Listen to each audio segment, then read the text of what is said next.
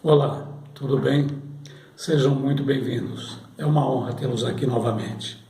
Então, pessoal, vamos dar continuidade ao nosso tarô, né? Os arcanos maiores do tarô.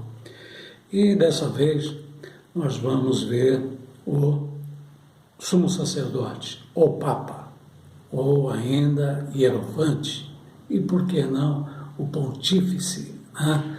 A grande ponte, a ponte que nos leva até o sagrado.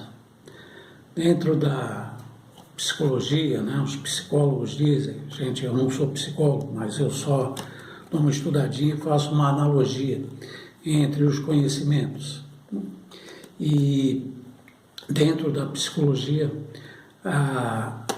essa carta também é muito importante, porque como é uma ligação entre o sagrado, dentro da psicologia eles falam a ligação com o self, né? Se a gente for ver isso interiormente, né? Nosso consciente e nosso inconsciente. E abarcando tudo isso, né? O nosso self, nosso eu sagrado, né? A nossa essência, a nossa semente divina, né? Por se dizer assim. E porque nós temos muitos eus, né?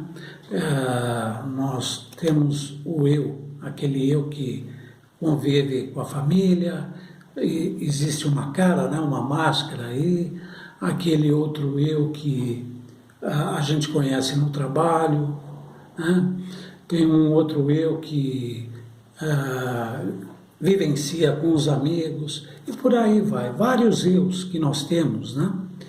E só que o nosso eu lá, verdadeiro, ele sempre fica meio que escondidinho lá, né? Mas ele sempre aparece. Ele aparece como?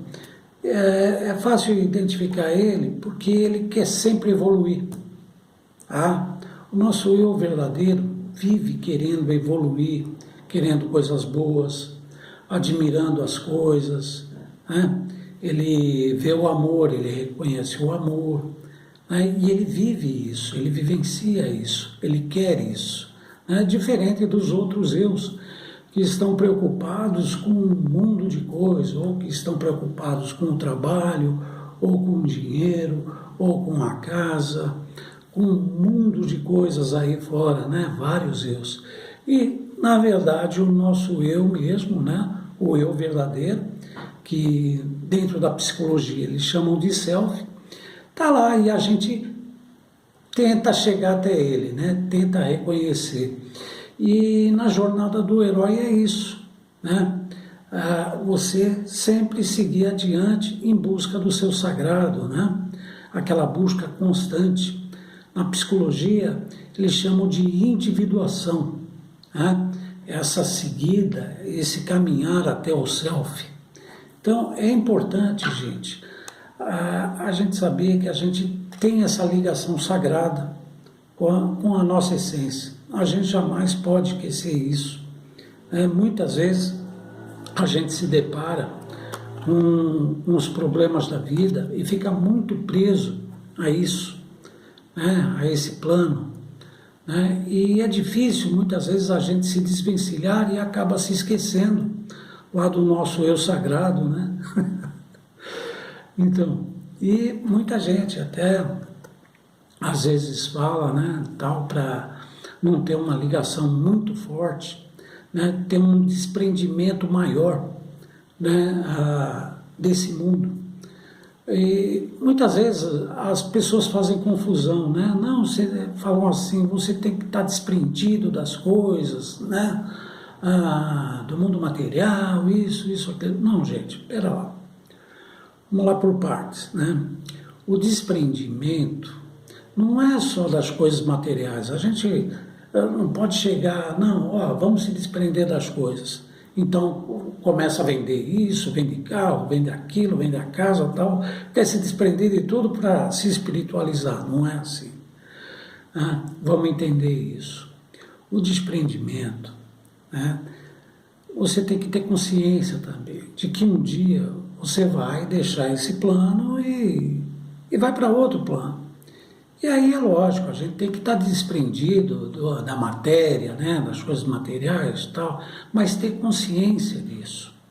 Mas, na verdade, o desprendimento maior é dessas outras coisas que acontecem aqui nesse plano. Os vários problemas que a gente tem no dia a dia, né, os nossos medos, os nossos receios, né, as nossas sombras, né, aquela coisa toda. É isso. É estar desprendido dessas coisas que a gente vivencia no dia a dia, né? Trabalho, é isso, aquilo. Gente, isso é tudo uma criação nossa, é lógico, a gente está vivenciando, mas a gente tem que levar isso como se fosse uma experiência, um experimento.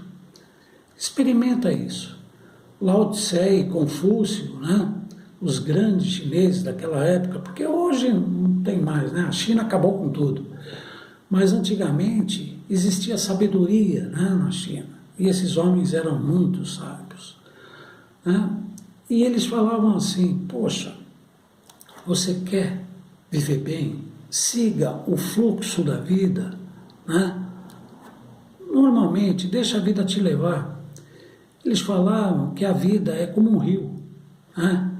Que se você adentrar o rio, o que acontece? As águas começam a te levar. Então não nada contra a correnteza. Por quê? Você vai fazer muito esforço, vai gastar energia e pode até se afogar, não é verdade?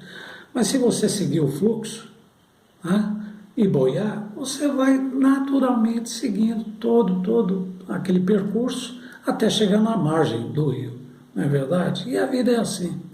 Então é um fluxo constante, gente. Siga a vida. Né? Tinha até uma música antiga, deixa a vida me levar, né? Então, deixa a vida levar. Vai, experimenta a vida. É diferente. Acontecem coisas ruins, acontecem problemas? Sim, acontece.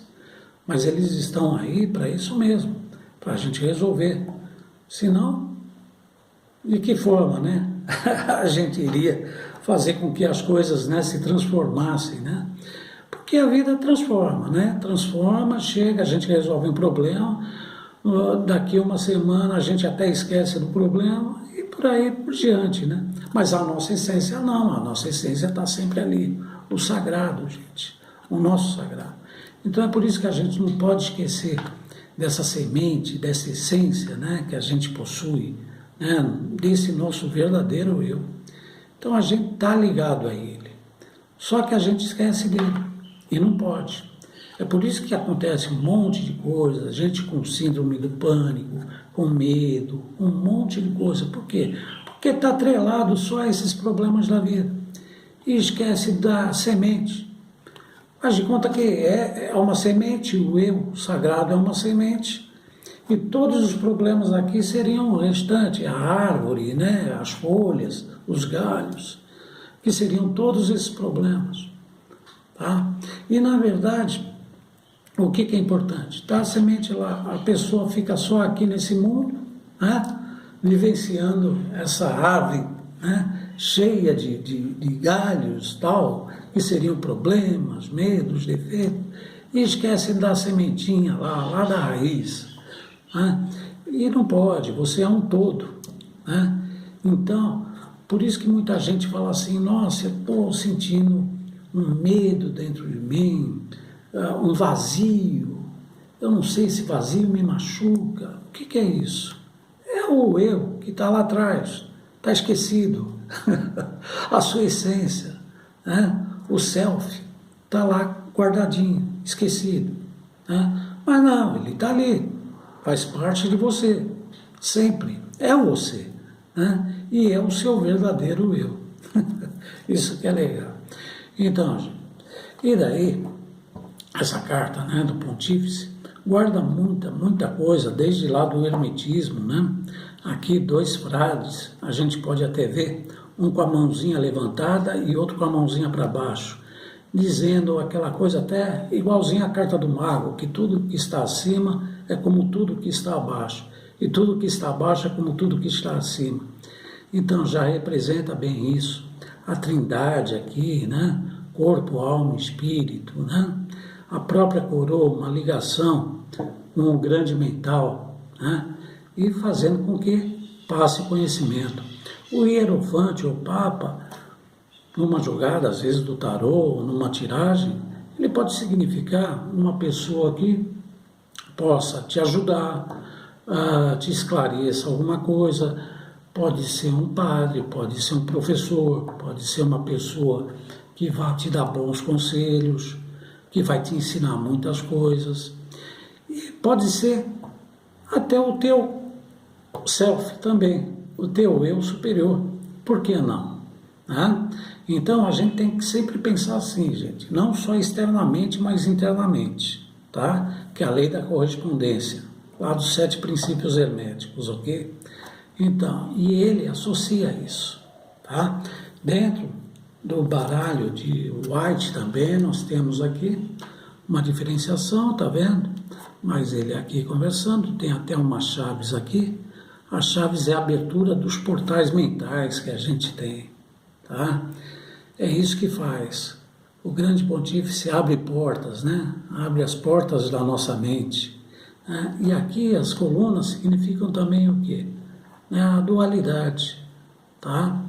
Inconsciente e consciente, ok? Então dá para a gente fazer essa analogia, né? Com que Freud e Jung gostavam de fazer muitas analogias também, e por que não a gente fazer também, né? Dentro aqui do tarô mitológico, quem aparece? O grande hierofante Centauro, né? Esse Centauro, gente, o nome dele é Quiron, tá? E Quiron, gente, tem uma história muito fantástica, muito, muito bela.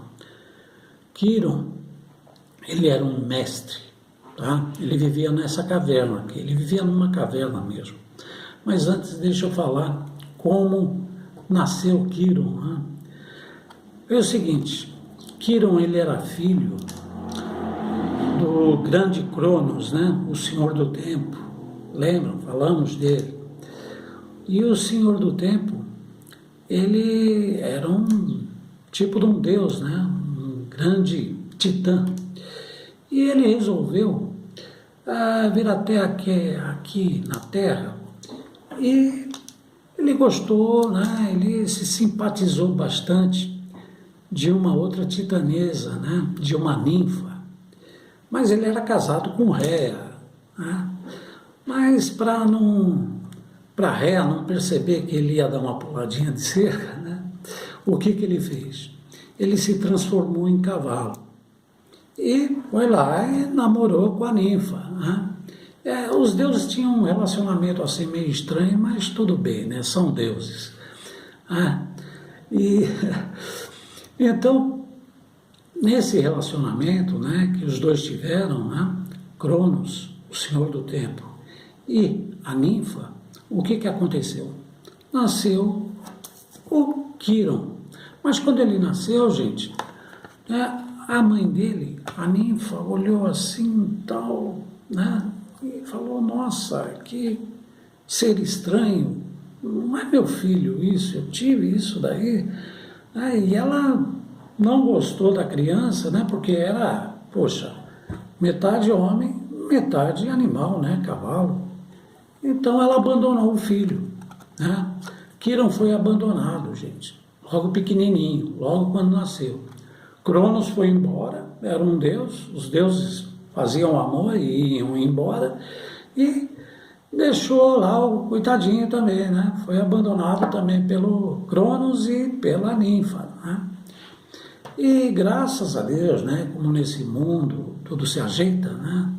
O Apolo, o grande deus Sol, viu aquele bebezinho, né, estranho e falou, não, eu vou cuidar dele, né? E começou a cuidar dele. E o Sol, né, o grande deus Apolo, ele era muito inteligente, tinha todo o conhecimento, era um deus, e começou a passar todo esse conhecimento para Quiron. E Quiron, gente, se tornou um mestre em tudo, né? Por isso que da caverna, né, alguns maçons falam, poxa, porque a gente tem que renascer da mãe terra, né, da caverna, né? E tem toda uma simbologia, né, também dentro da maçonaria, dentro de templos, holísticos, tal, que você renasce, né, do útero da Mãe Terra. Isso seria o renascer do útero da Mãe Terra. Então, por isso que ele ficava dentro de uma caverna e ali ele ensinava. E fazia iniciações também. Esse é o pai de todas as iniciações. Legal, né, Dan? Então, e o Kiron, além de iniciar as pessoas, ele começou a ensinar. É lógico que ele guardava, ele carregava dentro dele mesmo, né? Essa tristeza, né, por ter sido abandonado, né, quando pequenininho, pelo pai e pela mãe. Só que aí ele foi arrumando muitos amigos, ele foi sanando isso. Não, eu fui abandonado, mas logo em seguida, né, o Apolo me adotou, me criou como, né, filho, e tive um excelente pai, ele me amava e me ama ainda, né, o grande Deus Apolo. Tenho diversos amigos, inicio um monte de gente. Ele iniciava os grandes heróis, ele foi o iniciador de todos os homens, de muitas pessoas. Ele que iniciou Jasão, Hércules, Aquiles, né? E por aí em diante, né? Muitos ensinamentos ele teve, né, com as pessoas e foi ensinando. Mas chega um dia, o Hércules, né, um aluno dele, o grande Hércules, aquele cara de força, né, um semideus muito forte, chegou e foi visitar o Kiron. E lá chegando falou, poxa, né, então começaram a conversar e o Hércules falou lá de um outro amigo dele, de um outro titã, um titã chamado Prometeu. E ele contou a história. Olha, está acontecendo o seguinte, o Prometeu roubou o fogo do Olimpo, né, dos céus, e trouxe para a terra, e deu para o homem. E o Zeus não gostou nada disso, né? O Zeus ficou muito irritado e castigou o Prometeu. Colocou ele lá numa montanha, né, acorrentado, e deu um castigo para ele. Todo dia, na parte da manhã, né, durante o dia, assim, manhã, tarde, né, até chegar à noitinha, vem uma águia e come o fígado de Prometeu. Tá? E à noite, o que acontece? A águia vai embora e chega à noite o fígado se restabelece, né, se renova, né, até chegar no outro dia. No outro dia a águia vem de novo e começa a comer o fígado de Prometeu. E o Prometeu está todo acorrentado, não pode fazer nada. Está amarrado ali. E isso ele vai passar eternamente nesse castigo, porque ele roubou o fogo e deu para o homem. Né? E, poxa, o Kiron, né, ficou, poxa, isso não se faz, né? Que dó, né? Que problemão, tá? Isso, aquilo. E Hércules falou, poxa, se desse, eu até, né, conversei com Zeus para ver o que eu podia fazer. Mas Zeus, né, chegou e falou, não tem condição, eu não vou tirar ele dali. O que pode tirar ele daí é outro Deus só. Mas só que o outro Deus vai ter que dar a vida, a eternidade, a vida eterna, né, por ele. Vai ter que fazer uma troca. Dar a vida eterna, pegar uma vida comum como se fosse um humano e pronto, acabou. Daí ele pode sair. Poxa, né, tal, Kiron ficou meio entristecido, né, Hércules também, mas existiam também ali outros centauros, tal, que realmente todo mundo se transformava, os deuses se transformavam em cavalos e faziam a festa, né, ou em ganso, ou em cabra, bode, tudo para disfarçar, para poder vir aqui e se relacionar com as ninfas, com as humanas, né? Por isso que a mitologia tem aquele monte de seres, né? Tudo estranhos, né?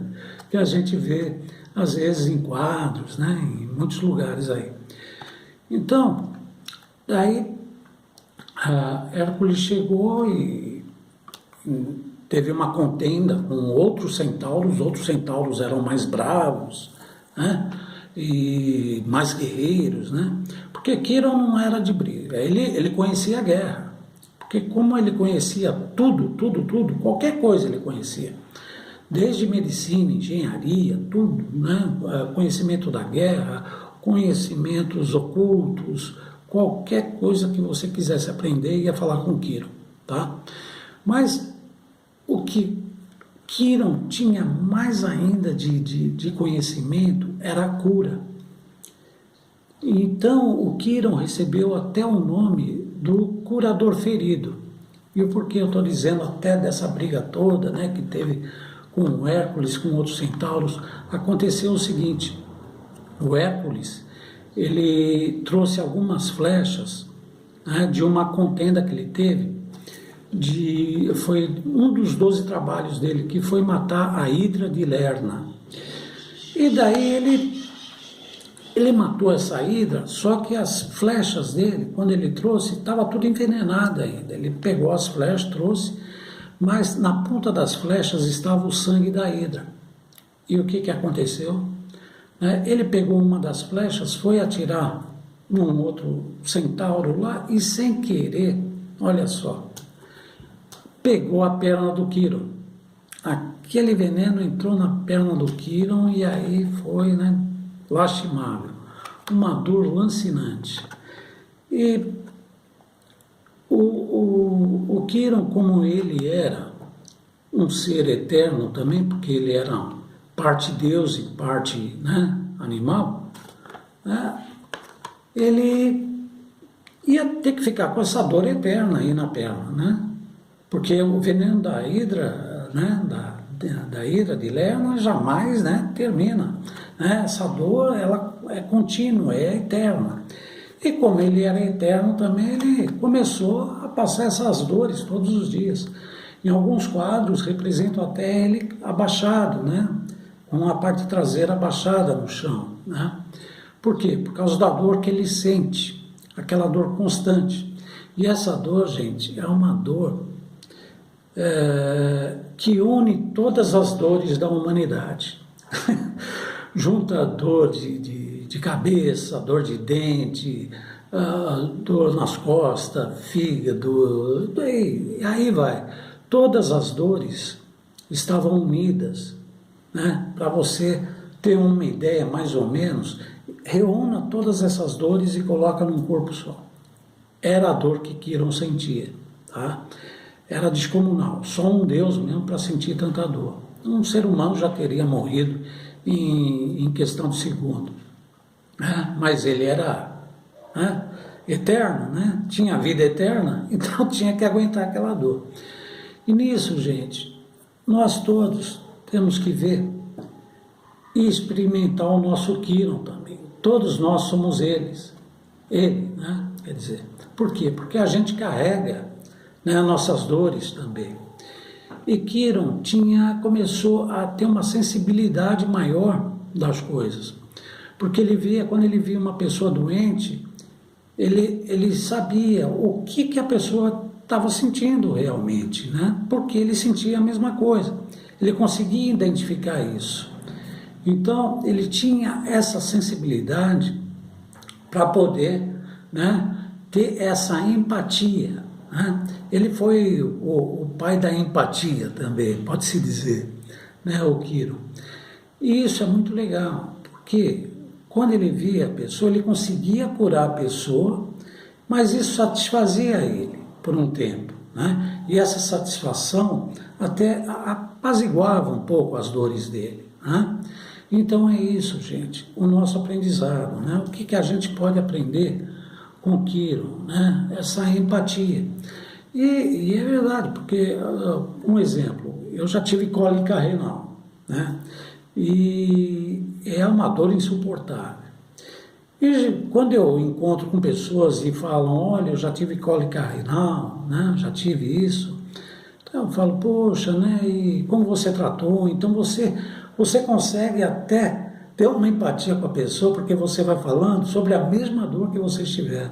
Né? É por isso que acho que quando a gente chega na velhice, os velhinhos começam a trocar, né, remédio, né? Oh, eu tomo isso, eu tomo aquilo, porque se compadece do outro, né? Ó, eu vou, cura, né?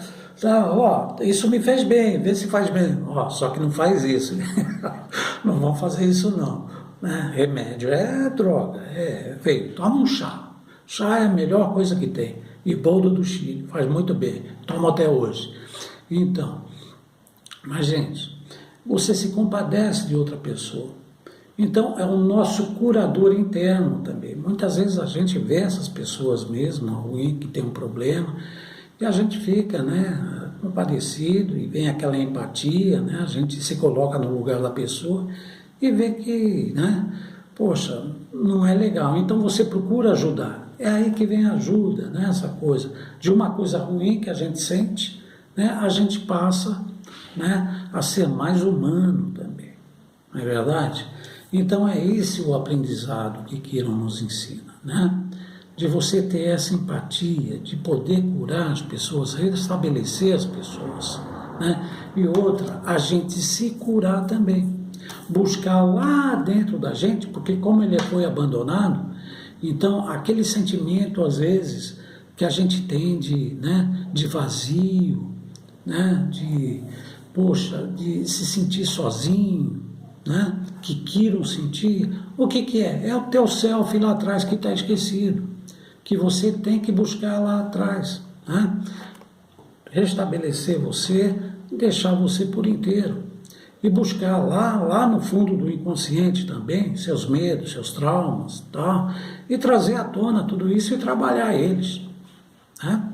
Não é bom trazer as coisas, reconhecer, né? Porque muitas vezes, né, as pessoas que se tratam, com psicólogos também, quando reconhecem, né, o que faz mal dentro delas, aquela coisa que ela não consegue encarar, tem medo de encarar, mas é dela, e ela traz à tona, poxa, ela melhora quase 100%. Então é isso, gente. Né? Então, e Kiron, o que aconteceu? Daí o Hércules falou para ele, olha, poxa, tem aquele problema lá do Prometeu, isso, aquilo, eles estavam conversando sobre isso. Daí o Kiron falou assim, olha, vamos fazer o seguinte, eu vou lá, falo com Zeus, né, e faço a troca, né, eu dou minha vida eterna pelo, né, o Prometeu ali. Chegaram lá, conversaram com Zeus, né, bateram um papão com Zeus, e Zeus falou, bom, tudo bem, você vai, né, dar a tua vida eterna, né, para soltar o Prometeu. Daí Kiron falou, não, eu dou minha vida eterna, não tem problema, né? E outra, já sana um problema, sana o problema do Prometeu e sana o meu problema também, porque daí eu me torno mortal, né? E vou para o submundo, né? Vou lá para o submundo, mundo dos mortos, né? E daí acabam minhas dores, né? E foi o que aconteceu. Ele chegou, deu a vida eterna, né? Em troca da soltura do Prometeu. E daí ele se tornou mortal, né? E foi lá para o mundo dos mortos, né? Para o submundo. Mas daí, compadecido, né? Zeus falou, poxa, né? Coitado, né? Foi um herói, né? Trocar uma vida eterna, pô, né? E deixar o outro Deus livre. Prometeu, se safou, né? Se libertou. E aí Zeus pegou e fez lá a grande constelação de Sagitário, né? E está lá a grande constelação. Se você olhar para o céu, você vai ver a constelação de Sagitário, tá? E aqui o grande Kiron, que nos ensina a ter empatia, né? A olhar para os outros de uma forma diferente e olhar para a gente também, para dentro da gente, olhar lá dentro e buscar lá o nosso self, né? O nosso eu, a nossa essência, tá? Aí a gente reconhece a nossa verdadeira identidade, não é verdade? Então, isso que é legal, você se reconhecendo a si mesmo, daí já vale bastante a pena, né? É um grande passo, né? Como dizem os psicólogos, na sua individuação. Ou então, a gente aqui que está estudando na mística, né? A grande jornada do herói, para chegar lá adiante e reconhecer a gente, né? Saber quem a gente é realmente e nos tornarmos inteiros novamente, né? Temos os problemas aqui da vida, mas a gente resolve, né? Importante, gente, é ter saúde, tá? E depois correr atrás, tá? Não tem problema não, vamos que vamos, jamais desista, né? As duas palavrinhas mágicas, jamais desista. Vamos que vamos, tá ok, gente? É isso aí. Aprendam muito com o Kiron, vale a pena, tá? E leiam mais sobre ele, a história dele e o que ele representa de verdade, tá? Aqui dentro da gente, né? Nessa busca, nessa nossa cura interior, para a gente resgatar, né? Nossa sombra, nossos medos e controlar ele, saber controlar e vivenciar bem inteiramente, né? Tanto a corpo físico, né? Que é o nosso físico, alma e espírito, né? O ser integral. Vamos que vamos, gente. Tudo de bom para vocês. Sempre adiante e sempre em frente e jamais desista. Força e honra, sempre. Tchau, tchau.